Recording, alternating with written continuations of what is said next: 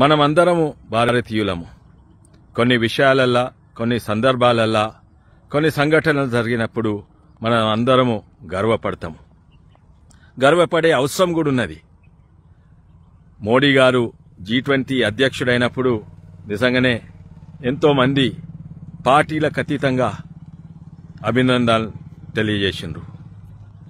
మమతా బెనర్జీ గారైనా, నితీష్ కుమార్ గారైనా, నవీన్ పట్నాయక్ గారైనా, లేకుంటే వైఎస్ జగన్ గారైనా, లేకుంటే స్టాలిన్ గారైనా వారికి మద్దతు తెలుపుతూ అభినందించిండ్రు.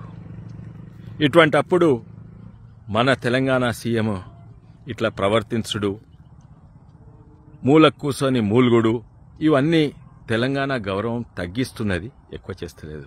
తన బాధ్యత తెలంగాణ గౌరవాన్ని కాపాడాలి. కొన్ని పరిస్థితులలో రాజకీయ భేదాలు పక్కకు పెట్టాలి. వ్యక్తిగతంగా విమర్శలు, కోపాలు ఇవన్నీ పక్కకు పెట్టి ఒక సీఎం ఉంటే తెలంగాణ గురించి ఆలోచించి తెలంగాణ గౌరవం పెంచాలి.